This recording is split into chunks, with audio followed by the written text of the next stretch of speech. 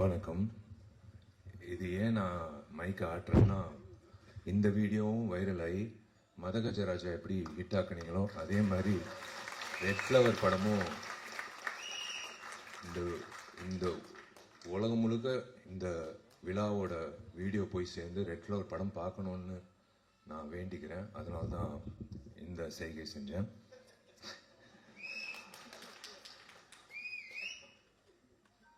மேடையில் இருக்கிற எனக்கு பிடிச்ச ஜாம்பவங்கள், எனக்கு பிடிச்ச நண்பர்கள், சினிமா சார்ந்த நண்பர்கள், வந்திருக்கும் அனைத்து பத்திரிகையாளர்கள் நண்பர்கள், ஊடக நண்பர்கள், வெல்விஷர்ஸ் எல்லோருக்கும்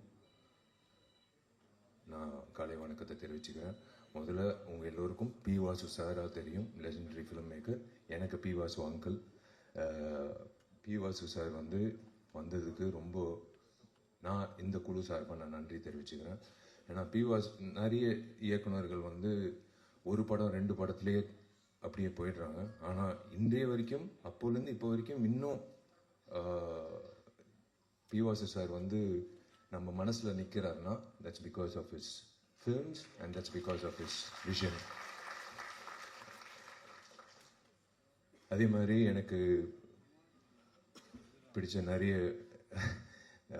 நடிகர்கள் என்னோட நண்பர்களாக இருக்கிற அஜய் ரத்னம் சார், சுரேஷ் மேனன் சார், எங்கள் வயசுக்கு இணையாக இருக்கிற Y G Mahendran sir, John Vijay darling, எல்லோரும். அதே மாதிரி டாக்டர் சுராஜ் சார். நிறைய பேருக்கு பட்டம் கொடுக்குறாங்க டாக்டர், இவருக்கு முதல்ல கொடுக்கணும். ஏன்னா டாக்டர் கிட்ட நம்ம போகிறது சிகிச்சைக்காக. அப்பா சந்தோஷமாக வெளில வந்தோம், நம்ம சரியாக இருக்கும். ஏன் டாக்டர் சுராஜ்னு சொல்கிறேன்னா, நிறைய பேர் அவரோட காட்சிகள் நிறைய ஐபிஎஸ் ஐஏஎஸ் ஆஃபீஸர்ஸ் எனக்கு சொல்லியிருக்காங்க. அவங்களுக்கு 10:30க்கு தான் அவங்களுக்கு டைமே கிடைக்கும். நிறைய எக்ஸ் ஜட்ஜஸ்ஸு, சர்ஜன்ஸு, டாக்டர்ஸ் எல்லோரும் பார்க்குறது ஆதித்யா சேனல், சிரிப்பொலி சேனல். அதில் இவர் இயக்குன என்னோட படமும் உட்பட இவர் இயக்குன பல படங்களில் வடிவேலண்ண காமெடி, சுராஜ் சாரோட சென்ஸ் ஆஃப் ஹியூமர் அவங்களுக்கு மெடிசனா. அவங்களுக்கு அன்னைக்கு இருக்கிற ஸ்ட்ரெஸ் எல்லாமே இறக்குறது அவரோட திரைப்படங்களில் வர நகைச்சுவை காட்சிகள். ஸோ அந்த வகையில் அதனால தான் டாக்டர் சுராஜ் சார்ன்னு சொன்னேன். ரொம்ப சந்தோஷம் சார். யூஸ்வலாக ஹீரோ தான் கெட்டப் மாற்றி வருவாங்க ஃபங்க்ஷனுக்கு. ஃபர்ஸ்ட் டைம் ஒரு இயக்குனர் கெட்டப் மாற்றி வந்திருக்காரு. முதல்ல இந்த விழாக்கு இப்படி அரங்கம் நிறைந்த ஒரு காட்சியா அளிக்குதோ அதே மாதிரி இந்த திரைப்படம் ஆகஸ்ட் 8ஆம் தேதி ரிலீஸ் ஆகும்போது இதே மாதிரி அரங்கம் நிறைந்த காட்சியை பார்க்கணுன்றது என்னோட ஆசை. ரொம்ப நன்றி. நீங்க முதல்ல ரெட் ஃப்ளவர் திரைப்படத்துக்கு இந்த விழாக்கு வந்ததுக்கு எல்லோரும் ரொம்ப நன்றின்னு சொன்னாங்க. இல்லைங்க, இது என்னோட கடமை. தயவு செஞ்சு இந்த சின்ன படம் பெரிய படம் அப்படியெல்லாம் சொல்லாதீங்க. இந்த வெள்ளி திரையில என்ன காணப்படுதோ அதுதான் படம். அது சின்ன ஹீரோ இருந்தாலும் பெரிய ஹீரோ இருந்தாலும் புதுமுக இயக்குனராக இருந்தாலும் பெரிய இயக்குனராக இருந்தாலும் எதுவாக இருந்தாலும் திரைப்படம். ஸோ அந்த வகையில் என்னோட கடமையாக என் நண்பன் போராளி விக்னேஷ் அவர்களுக்காக நான் எல்லாத்தையும் ஒதுக்கி வச்சு, எல்லோருக்கும் வேலை இருக்கும், பட் இருந்தாலும் இந்த வேலை ரொம்ப முக்கியமான வேலை. நான் விக்னேஷ்க்கு உறுதுணையாக இருக்கணும்னு ஆசைப்பட்டு நான் வரேன்னு நான் சொன்னது காரணம் அவர் அவர் மனசார பேசினார் பாருங்கண்ணா. அவர் எவ்வளோ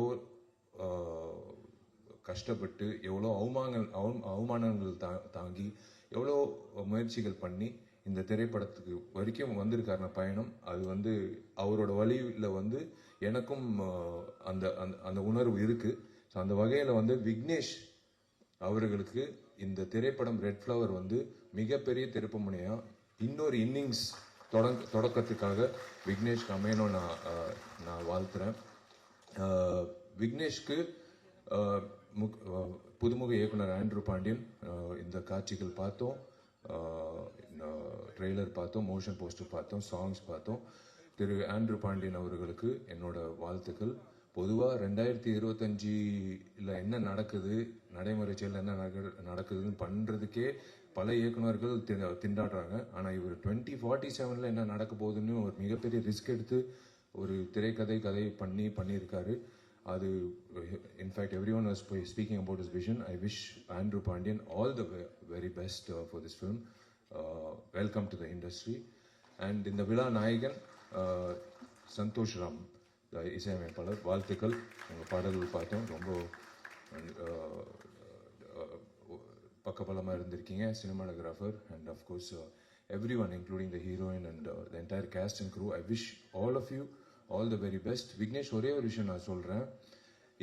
எல்லாரும் கதாநாயகர்கள் வந்து எதிர்பார்க்கறது வந்து ஒரு நல்ல ஒரு அமைப்பு வேணும்.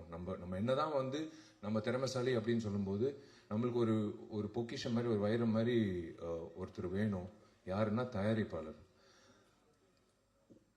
உங்களுக்கு வந்து ஒரு பொக்கிஷமா மாணிக்கம் என்ற பேர்ல அவரே வந்து ஒரு பொக்கிஷமா மாணிக்கம் என்ற ஒரு பேர் வந்து உங்களுக்கு, அதான் கடவுளா உங்களுக்கு வந்து ஒரு வைரம் கொடுத்துருக்காரு.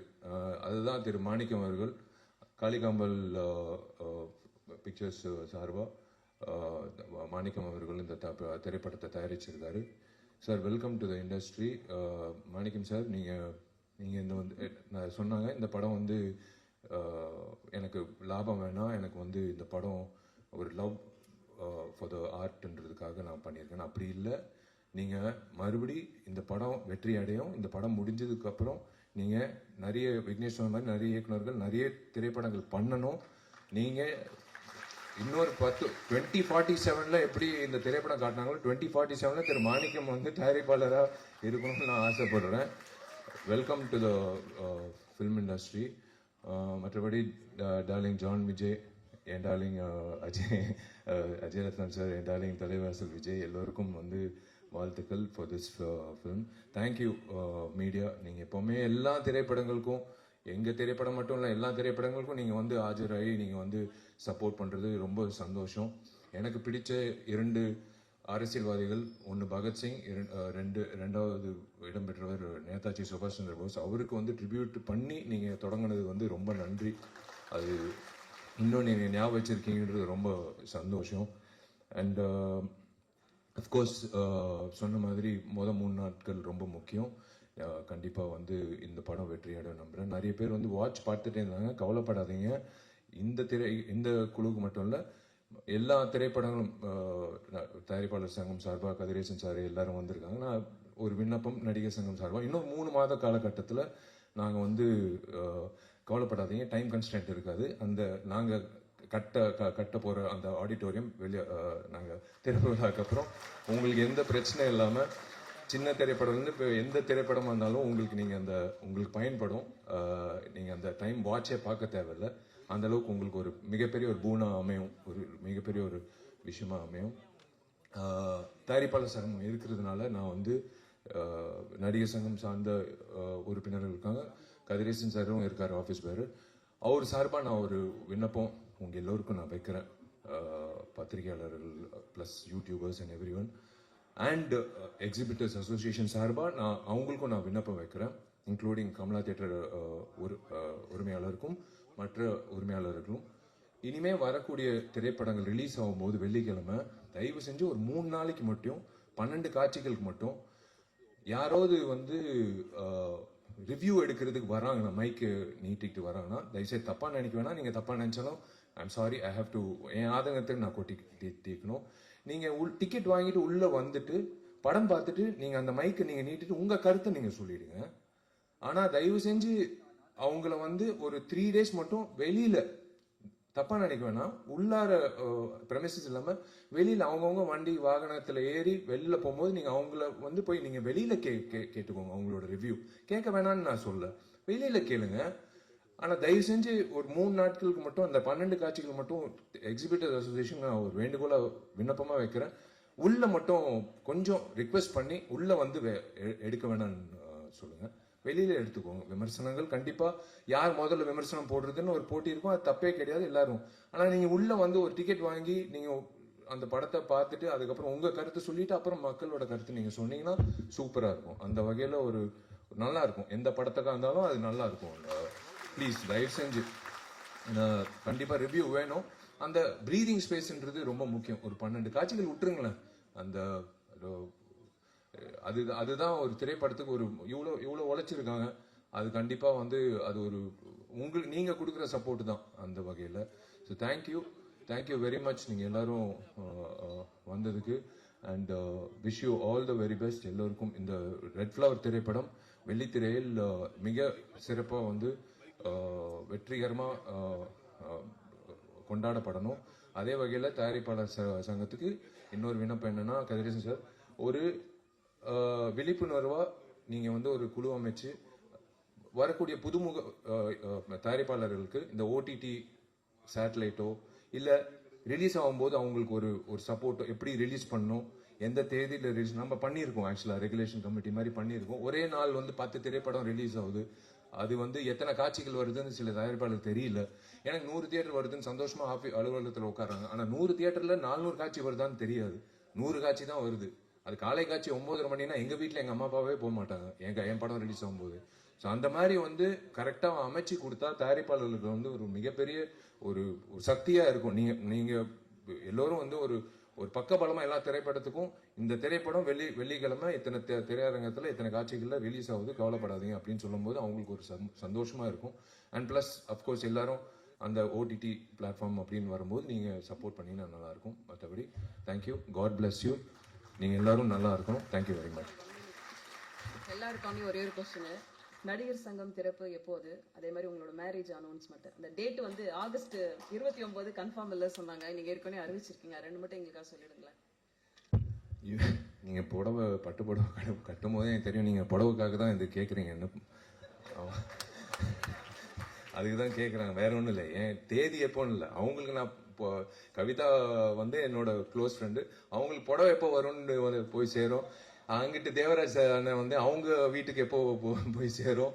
இங்கிட்டு ஒருத்தர் இருக்கார் மீனாட்சி சுந்தரம், அவருக்கு எப்போ போய் சேரும். எல்லாருக்கும் எஸ் கண்டிப்பா வந்து நான் அதாங்க 9 வருஷம் நான் எப்படியோ நான் தாக்கு பிடிச்சிட்டேன். இன்னும் 2 மாதத்துல இருக்கும். ஆகஸ்ட் 29 என் பிறந்த நாள் அன்னைக்கு கண்டிப்பா ஒரு நல்ல ஒரு செய்தி இருக்கு கண்டிப்பா. ஆனா நான் சொன்னபடி அந்த கட்டணம் எல்லாரும் பெரியவர்கள் எல்லாரும் வந்து அந்த திறப்பிழா முடிஞ்சதுக்கு அப்புறம் முகூர்த்தம் போய் நான் புக் பண்ணிட்டேன் கார்த்திகிட்ட. கண்டிப்பா வந்து என் கல்யாணம் அங்கிட்டு தான் கட்டிடத்துல. ஆனா அது வந்து கண்டிப்பா வந்து நீங்க நினைக்கிற மாதிரி தாமதம் அப்படியெல்லாம் இல்லை, கூடி சீக்கிரம் நடக்கும்.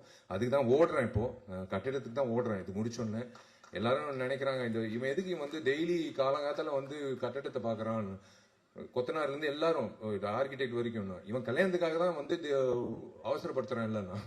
பட் நேரம் வந்துருச்சு, இன்னொரு 2.5 monthsல வந்துடும். 2 monthsல வந்துடும் டெஃபினட்டா. பட் ஆகஸ்ட் 29 கண்டிப்பா ஒரு நல்ல செய்தி இருக்கு, அது கூடிய சீக்கிரம் நான் அறிவிக்கிறேன். நல்ல கண்டிப்பா புடவை வந்துடும் Kavitha. Thank you all the best. எல்லாருக்கும் என்னுடைய பணிவான வணக்கத்தை தெரிவிச்சுக்கிறேன்.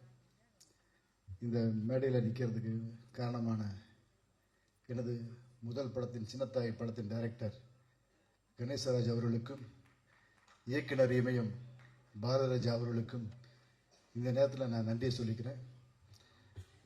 இந்த ரெட் ஃப்ளவர் ஆடியோ டெய்லர் வெளியீட்டு விழாவிற்கு வருகிறதிருக்கும் எனக்கு டைரக்டர் பாரதராஜா மேலே ரொம்ப மரியாதை. எனக்கு அவ்வளோ பிடிக்கும். அதுக்கு ஈக்குவலாக வாசர் எனக்கு ரொம்ப பிடிக்கும். அது ஏன்னே தெரியல, அவருடைய சந்தர்ப்பத்துக்கு மட்டும்தான் நடித்தேன். அந்த படத்துலேயே அவர்கிட்ட ரொம்ப அவ்வளோ எனக்கு அவர் பார்த்தா ரொம்ப பார்த்துட்டே இருக்கும் போது தோணும். அவங்களுக்கு என்ன நன்றி. நமது புரட்சி தளபதி விஷால் அவர்கள், அவர் வந்துட்டு ஒரு நடிகராக மட்டும் தான் உங்களுக்கு தெரியும். ஒரு நல்ல ஒரு மனிதாபிமானம் உள்ள மனிதர். யாருக்கு வேணாலும் ரொம்ப உடனே உதவி பண்ணுறதுல அவர் முதலாளாக இருப்பார். நான் நடிகர் சங்கத்தில் எங்கள் செயலாளர், நான் செயற்குழு உறுப்பினராக இருக்கிறேன். அங்கே வந்துட்டு நடிகர் சங்கத்தில் அந்த கடைக்கோடி நடிகராக இருந்தாலும் சரி, பெரிய நடிகராக இருந்தாலும் சரி, எல்லாத்தையும் ஒரே ஈக்குவலாக ட்ரீட்மெண்ட் பண்ணுவார். எல்லாத்துக்கு மேலேயும் பாசம் எடுத்து பார்ப்பார். நான் விஜயகாந்த் சாரை தான் பார்த்துருக்கிறேன். நடிகர் சங்கத்தில் இருக்கும்போது அவரோட கூட இருந்திருக்கிறேன்.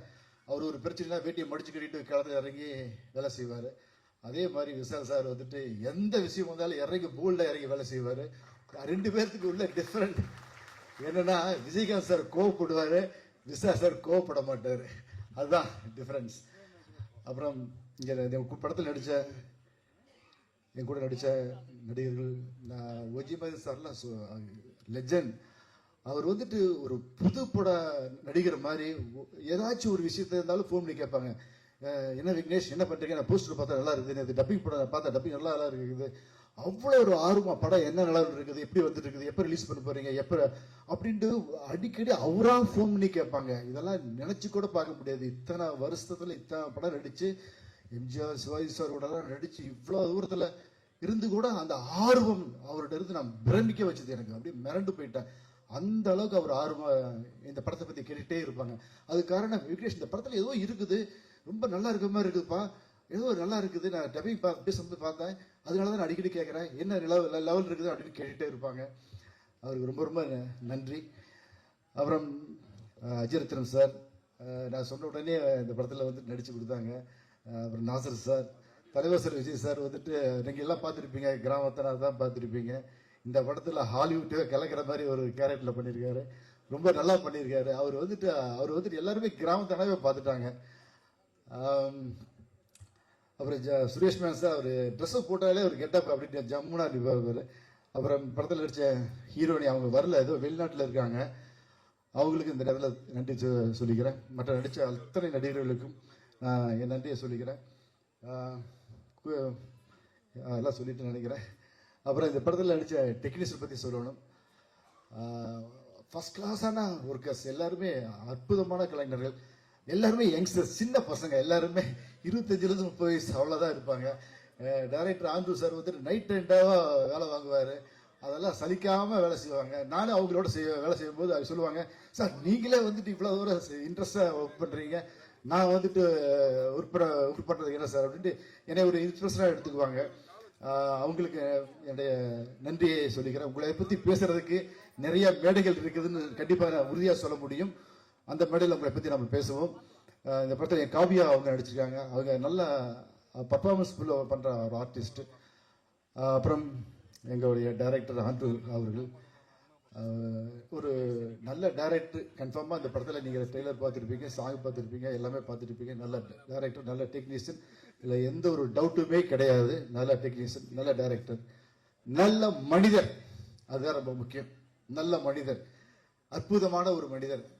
அவர்கிட்ட எனக்கு பிடிச்ச விஷயங்கள் எந்த ஒரு பொய் இதுவுமே கிடையாது. நேர்மையாக உழைச்சிருக்காரு. அவருக்கு என்னுடைய வாழ்த்துக்கள். நான் நிறைய பேசணும்னு நினச்சேன். என்னுடைய ப்ரொடியூசர் தயாரிப்பாளர் மாணிக்க சார் ஒரு அற்புதமாக பேசினார், வெள்ளந்தியாக பேசினார். அவர் வந்துட்டு இந்த படம் வந்துட்டு மாணிக்க சார் இல்லைன்னா இந்த படத்தை கண்டிப்பாக ரிலீஸ் பண்ணவே முடியாது. அவ்வளோ பேர் வந்துட்டு அவர் தடுத்தாங்க. என்னங்க விக்னேஷ் சார் வச்சு நீங்கள் படம் பண்ணுறீங்க வேண்டாம் அப்படின்னு எவ்வளவோ பேர் தடுத்தாங்க. அதையெல்லாம் மீறி எங்கள் மேலே வச்ச நம்பிக்கை, டைரக்டர் மேலே வச்ச நம்பிக்கை, அதுக்காக அந்த படத்தை ஃபர்ஸ்ட்லேருந்து எங்கேயுமே பின்வாங்காமல் படத்தை முடிச்சிருக்காரு. ஒரு நல்ல மனிதர். அவர் வந்துட்டு சினிமாவை சம்பாதிக்கணும்னு வரலைங்க, சினிமாவை கண்டிப்பாக சம்பாதிக்கணும்னு வரல. இங்கே வந்துட்டு சினிமாவை லவ் பண்ணி, சினிமாவை ரொம்ப என்ஜாய் பண்ணி, சினிமா அவ்வளோ அவருக்கு பிடிக்கும். சினிமா மேலே அவ்வளோ பற்று உள்ளவர். அவர் சினிமாவுக்கு வர்றது நிறைய டைரக்டர்கள், நிறைய டெக்னீஷியன்ஸுக்கு ரொம்ப ஒரு வரப்பிரசாதமாக அமையும். ஏன்னா இந்த படம் எனக்காக இல்லைன்னா கூட தயாரிப்பாளர் மாணிக்கம் அவர்களுக்காக இந்த படம் பெரிய ஹிட் ஆகணும்.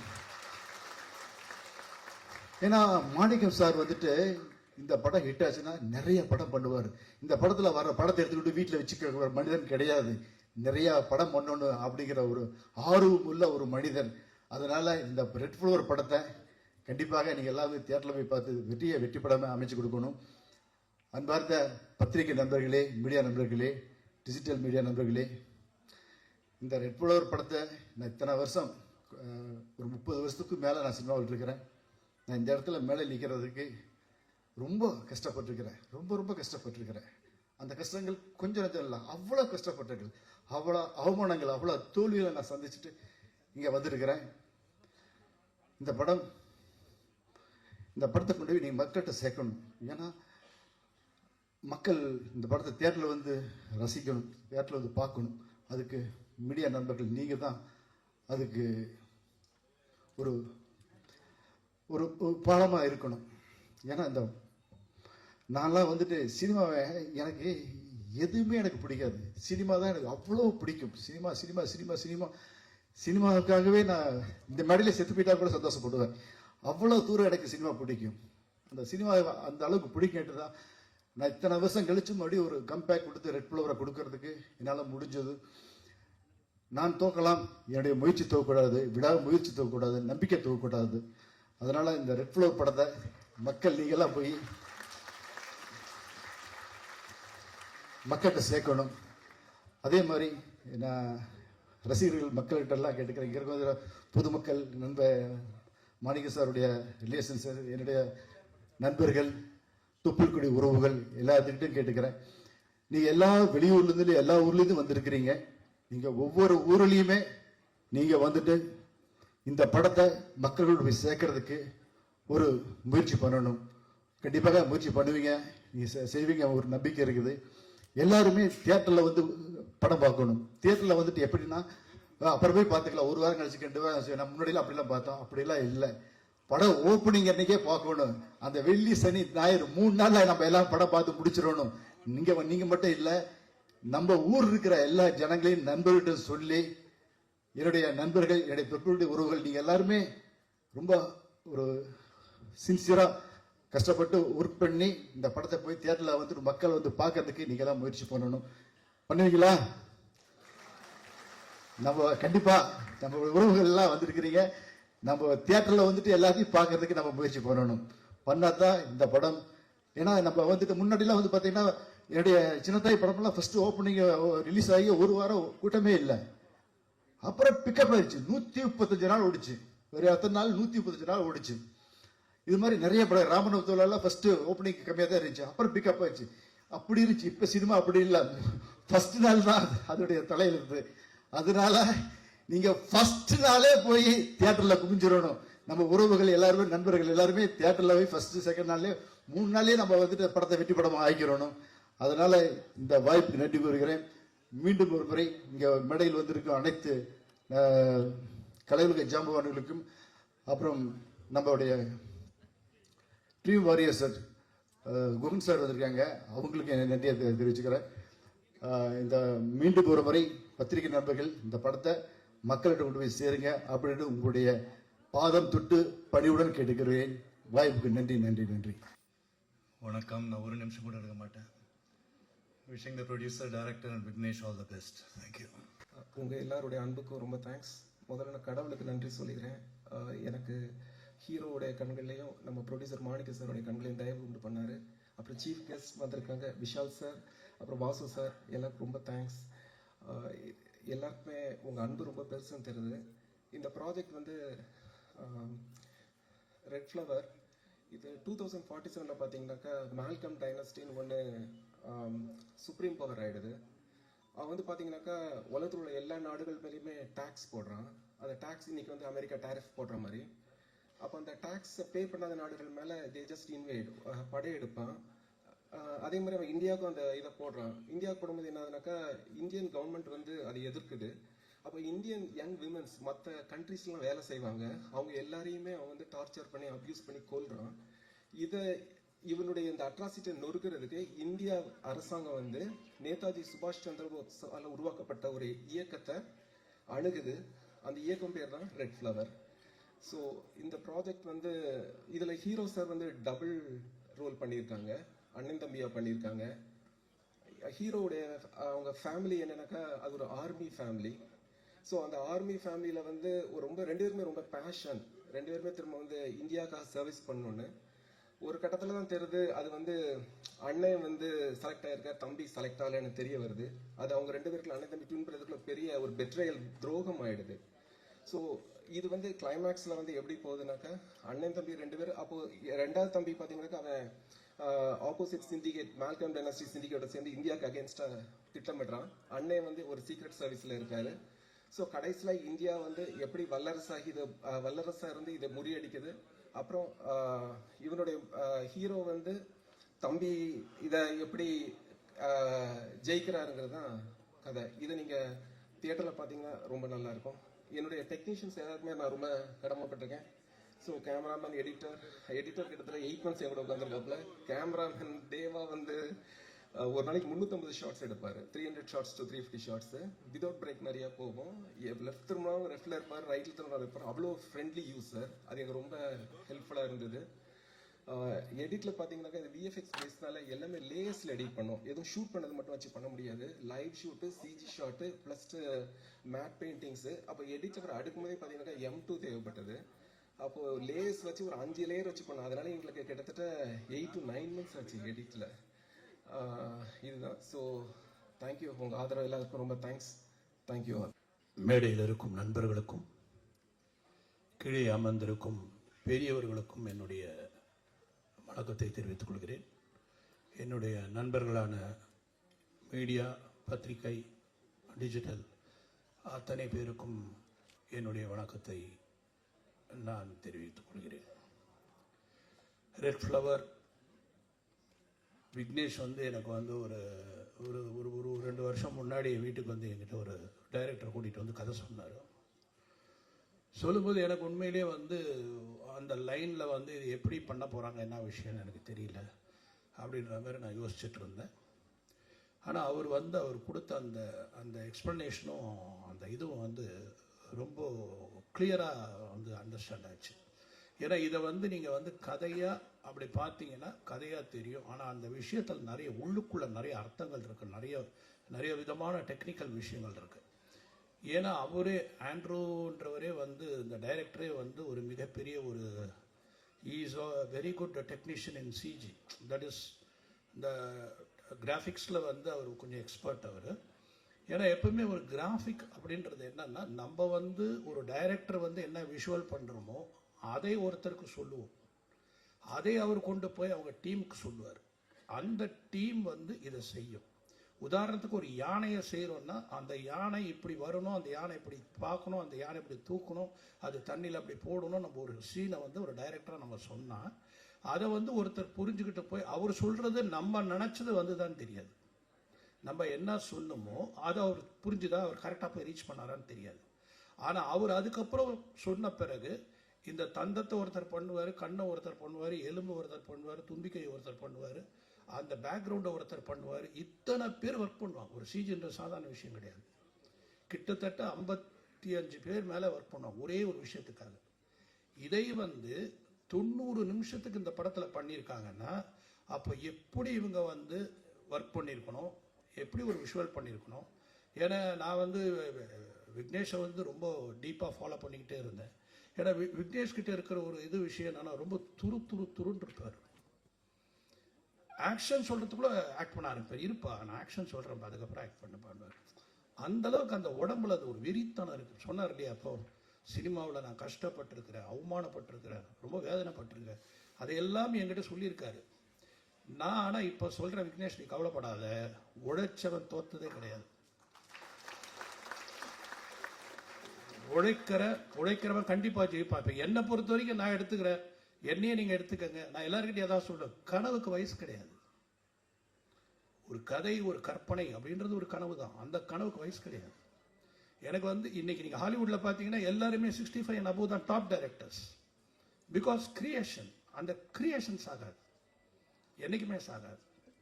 அதுவும் ஜனங்க அடுத்த படம் என்னன்னு கேட்கும்போது நம்மளை வந்து இன்னும் என்கரேஜ் பண்ணுது. அடுத்தது என்ன பண்ணுறீங்க, அடுத்தது என்ன பண்ண போகிறீங்க அப்படின்றது வந்து நமக்கு வந்து அப்படியே ஒரு ஓ பரவாயில்ல, நம்ம கரெக்டாக தான் போயிட்டுருக்கோம், கரெக்டாக தான் கொடுத்துட்ருக்கோம். ஏன்னா இன்றைக்கி காம்படிட்டிவ் ஃபீல்டுங்க. இந்த ஃபீல்டுலலாம் வந்து இன்றைக்கி இருக்கிற ஒரு லெவலுக்கு எங்கள் டைம் வந்து ஒரு ஆர்டிஸ்ட்டை மீட் பண்ணோன்னா ஒரு ஃபோனில் பண்ணிடலாம். இப்போ ஒரு ஹீரோ மீட் பண்ணோன்னா எந்த ரூட்டில் போகணுன்னே முதல்ல அதுக்கு ஒரு ஸ்கிரிப்ட் பண்ணணும், அவர் எப்படி போய் பார்க்கணும், என்ன பண்ணணும் எப்படின்ற மாதிரி. அந்த அளவுக்கு இன்றைக்கி எல்லாருமே வேறு லெவலுக்கு போயிருக்காங்க. ஒவ்வொருத்தரும் இண்டஸ்ட்ரியே வேறு லெவலுக்கு போயிருக்கு. அதுவும் காம்படிட்டிவ் டைரக்டர்ஸ்லாம் பார்த்தீங்கன்னா வந்து they are all visualizing extremely extraordinary. வேறு வார்த்தையை நான் சொல்ல முடியல. அதே மாதிரி அந்த சில லாங்குவேஜ் படங்கள்லாம் பார்க்கும்பொழுது இன்றைக்கி ஓடிடி மூலமாக நம்ம வந்து சில லாங்குவேஜ் படம் பார்க்குற வாய்ப்பு நமக்கு கிடைக்குது. அந்த வாய்ப்பில் பார்க்கும் பொழுது ஒரு தின் லைன், அந்த லைனை ஒரு 2.5 hours இவ்வளோ பியூட்டிஃபுல்லாக சொல்கிறாங்களே, அது வந்து ஆக்சுவலாக தேங்க்ஸ் டு கோவிட் வந்ததால தான் எல்லா மொழி படங்களையும் நம்ம பார்க்க ஆரம்பித்தோம். அப்போ தான் பல லாங்குவேஜுடைய வேல்யூ தெரிய ஆரம்பிச்சிச்சு. இப்போ வந்து அதுக்கு காம்படிட்டிவாக தமிழ் படம் பண்ணணும். தமிழ் படம் வந்து அதுக்கு காம்படிட்டிவாக, அதுக்கு ஈக்குவலாக, அதுக்குண்டான ஸ்க்ரீன் ப்ளே பண்ணி அதுக்கு அந்த லெவலுக்கு என்ன புதுமை பண்ண முடியும் அப்படின்னு யோசிக்கணும் என்றைக்குமே. ஏன்னா எங்களை பொறுத்த வரைக்கும் நான் எப்பவுமே சொல்லுவேன், நீங்கள்லாம் படித்த பாடத்தை உங்கள் ஸ்கூலோட உங்கள் காலேஜோட முடிஞ்சு போயிருக்கும், என் உள்பட. ஆனால் தினமும் ஒருத்தன் படிக்கிறான், தினமும் ஒருத்தன் மனப்பாடம் பண்ணுறான், தினமும் ஒருத்தன் ஒப்பிக்கிறான், அதான் நடிகை. ஒரு ஆர்டிஸ்டும் தினமும் படிக்கிறாங்க, தினமும் என்னன்னு தெரிஞ்சுக்கிறாங்க. ஸோ ஒரு ஆர்டிஸ்ட் வந்து பல கேரக்டர் பண்ணுறாங்க. பல கேரக்டர் பண்ணும் பொழுது அவங்களுக்கு எவ்வளோ, ஒரு டாக்டரா, ஒரு இன்ஜினியரா, ஒரு லாயரா, ஒரு பிஸ்னஸ் மேனா, ஒரு ஐடி ஸ்டூடெண்ட்டா, அதுக்கப்புறம் வந்து ஒரு ஏழையா, இத்தனை கேரக்டரும் பண்ணும் பொழுது அந்த ஆக்டருக்கு எத்தனை பேர் எஜுகேட் பண்ணுறான்னு பாருங்க. அதை அவங்க வெளிப்படுத்தும் போது தான் அந்த கேரக்டர் வந்து வெளியே நிற்கும். அதுதான் வந்து ஒரு ஹீரோ, ஒரு கேரக்டர்ஸ், அந்த படத்தில் யார் யார் நடிக்கிறாங்களோ அவங்களுடைய வேலை. ஸோ அப்படிப்பட்ட கடினமான ஒரு வேலையை இந்த படத்தில் சிறப்பான செய்த அத்தனை நடிகர்களுக்கும் என்னுடைய வாழ்த்துக்கள். ஏன்னா பார்க்கும்போது எனக்கு தெரிஞ்சது ஆண்ட்ரூஸோடைய ஒர்க்கும், அண்ட் அஃப்கோர்ஸ் மியூசிக் டைரக்டர் ரொம்ப அழகாக பண்ணியிருக்கார் சந்தோஷ். ஏன்னா ரீரெக்கார்டிங் வந்து ரொம்ப எஃபெக்டிவாக இருந்தது பார்க்கும்போது. நமக்கு அந்த மிக்சிங்கும் ரொம்ப அழகாக பண்ணியிருக்காங்க, எல்லாமே பேலன்ஸ் பண்ணியிருக்காங்க, வண்டர்ஃபுல் டெக்னீஷியன்ஸ் ஒர்க் பண்ணியிருக்காங்க இதில். அதே மாதிரி எனக்கு வந்து இங்கே ஒரு விஷயம் நான் சொல்ல ஆசைப்படுறது என்னன்னா, என்னுடைய விஷால் வால்டர் வெற்றிவேல் நாங்கள் ஷூட் பண்ணும்போது அவங்க வீட்டில் தான் டீல். அவங்க அப்பா வந்து ரொம்ப ஒரு அவரை மாதிரி இதை இப்போ சொன்னார் இல்லைங்களா, மாணிக்கா சார் வந்து சினிமா லவர்னு, அதே மாதிரி ஒரு மிகப்பெரிய லவர் அவங்க அப்பா. அவங்க அப்பா வந்து படம் எடுக்கணும். நான் அப்போ பண்ணும்போதே வால்டர் வெற்றிவேல் எல்லாமே அதை ரீமேக் பண்ணணும், இதை ரீமேக் பண்ணணும், இந்த படம் எப்படி இருக்கணும், அந்த படம் இருக்கணும், அப்படி ஒரு மிகப்பெரிய ரசிகன். அந்த ரசிகனுக்கு பிறந்தவர் எப்படி தப்பாயிடுவார்? நான் பார்க்கும்போது வீடியோ கேம் ஆடிட்டு இருப்பார். மத்தியானம் வீட்டில் தான் சாப்பாடு எங்களுக்கு. 4 நாள் நாங்கள் அண்ணா நகரில் ஷூட்டிங் எடுத்தேன்னா 4 நாள் எனக்கு சத்யராஜ் சாருக்கெல்லாம் அவங்க வீட்டில் தான் சாப்பாடு, அவங்க வீட்டில் தான் சாப்பாடு கொடுப்பாங்க. அதை வந்து அந்த அளவுக்கு எங்களுக்கு வந்து தினம் ஒரு டிஷ்ஷஸ், ஒரே, அதாவது ரோட்டில் ஓடி துரத்திட்டு ஒரு சீன், அந்த மாதிரி ஒரு சீன். ஆனால் அந்த மாதிரி கவனிப்பு அவங்க அம்மா விஷால், அவங்க அப்பா ஜி.கே. ரெட்டி சார், அவங்கெல்லாம் வந்து ஒரு அந்த மாதிரி ஒரு ஃபேமிலியில் பிறந்த ஒரு புள்ள இன்னைக்கு இந்த அளவுக்கு வளர்ந்தது இல்லாமல் ஒரு மேடையும் அப்படியே ஷேக் பண்ணுறாரு. ஷேக் பண்ணி அதுக்கு உண்டான ஒரு எசன்ஸை ரொம்ப அருமையாக சொன்னார். நான் எதுக்காக, தனக்காக தான் செய்யலை, இந்த மேடையில் நான் இதை செஞ்சதுக்கு காரணம் இந்த படம் ரெட் ஃப்ளவர்ன்ற படம் வந்து எல்லா இடத்துலையும் போய் சேரணும், அதை ரீச் பண்ணுறதுக்காக தான் நான் இதை மாதிரி ஒரு விஷயத்தை பேசுகிறேன் அப்படி சொல்லும்போது, அந்த நல்ல மனசு இருக்கிற வரைக்கும் என்றைக்குமே விஷால் நல்லா இருந்துட்டு தான் இருக்கும். ஏன்னா சினிமாவில் அடுத்தவனோட வெற்றியை பார்த்துட்டு ஐயோ அப்படின்னு நினைக்கிறாங்க. அப்படியா, நல்லா இருக்கா, நீங்கள் படம் நல்லா இருக்குன்னு சொல்லி பாருங்க, நல்லா இருக்கா, ஏய் நல்லா இல்லையா, யாரும் சொன்னாங்களே, ஏன் ஐயா நல்லா இருக்குன்னா சந்தோஷப்பட, நல்லா இருக்குன்னா சந்தோஷப்பட்டாதான் நமக்கு நாளைக்கு நல்லது நடக்கும். இப்போ மாணிக்கம் சார் மாதிரி ஒரு ப்ரொடியூசர் வந்திருக்காருன்னா, காளிகாம்பாள் யாரை வச்சு, காளிகாம்பாளை வச்சுட்டு வந்திருக்காரு, அண்ணாமலையாரை வச்சுட்டு வந்திருக்காரு. ஸோ அவர் எப்படி வந்து இதில் வந்து ஒரு தோப்பாருன்னு எனக்கு தெரியாது. கண்டிப்பாக அவருக்கு மிகப்பெரிய வெற்றி இருக்குது. அதே போல் ஒரு டைரக்டரோட கதையை டைரக்டரோட வேலை என்னன்னா, முதல்ல அந்த ஹீரோயின் அந்த ப்ரொடியூசர், ஃபஸ்ட்டு ப்ரொடியூசரை கன்வின்ஸ் பண்ணணும். தயாரிப்பாளருக்கு கதை பிடிச்சிருந்தா அடுத்தது இந்த கதாநாயகனா இவர் இருந்தால் நல்லா இருக்கும் நம்ம சொல்லுவோம். அந்த கதாநாயகிட்ட போய் என்னுடைய டைம் நான் சொல்கிறேன், இந்த கதாநாயகிட்ட போவோம், அந்த கதாநாயகிட்ட கதை சொல்லுவோம். சொன்ன பிறகு அந்த படத்தை நாங்கள் இத்தனை நாள் எடுப்போம்னு ஒரு ஷெடியூல் போட்டு தருவோம். அதை போட்டு கொடுத்த பிறகு அத்தனை நாளுக்குள்ளே முடிக்கணும் அப்படின்னு பிளான் பண்ணுவோம். முடித்த பிறகு எங்களுடைய முதல் வெற்றி அப்படின்றது தயாரிப்பாளரை திருப்தி பண்ணுறது. அவர் நல்லா இருக்குன்னு சொல்லிட்டார்களே நம்ம முதல் படி ஏறிட்டோம்னு அர்த்தம். 2வது படி அதை வாங்கின விநியோகஸ்தர்கள் நல்லா இருக்குன்னு சொல்லுவாங்க, அவங்களுக்கு பிடித்திருந்தால் அடுத்த படி ஏறும். அதுக்கப்புறம் தான் 3வது ஆடியன்ஸ் கிட்ட நம்ம போவோம். இதை மாதிரி ஒவ்வொரு ஸ்டேஜ் ஆஃப் சக்ஸஸ். ஆனால் இன்னைக்கு மாணிக்க சார் பக்கத்தில் உட்காரும்போது சொல்கிறாரு, இந்த படம் பாருங்க சார், ஃப்ரைடே சாட்டர்டே சண்டே எல்லாம் ஃபுல்லாகும், அந்த அளவுக்கு இருக்குது. இவ்வளோ சந்தோஷப்படக்கூடிய அளவுக்கு இந்த டீம் அவருக்கு ஒரு படம் கொடுத்தாருன்னா அந்த ப்ரொடியூசர் நிலச்சி இந்த இண்டஸ்ட்ரி நிற்பாருன்றது எனக்கு நம்பிக்கை.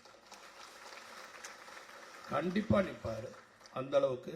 அதே மாதிரி எனக்கு எல்லாரையுமே ஆண்ட்ரூஸை வந்து once again I am appreciating Andrews. ஏன்னா ஃபுல்லாக க்ரீன் மேட்லேயே ஒர்க் பண்ணியிருக்காரு. இப்போ சந்திரமுகியில் கூட நீங்கள் ஒரு காத்தாடி சாங் பார்த்தேன், நான் 3 பேர் கொடுத்தேன். அதில் ஒருத்தர் காத்தாடி சாங் கூட வந்தார். வெறும் ஸ்கை எடுத்து கொடுத்துட்டேன், காத்தாடி எப்படி எடுத்து கொடுத்தேன், இதை போட்டி பண்ணிடுப்பான்னு சொல்லிட்டேன்.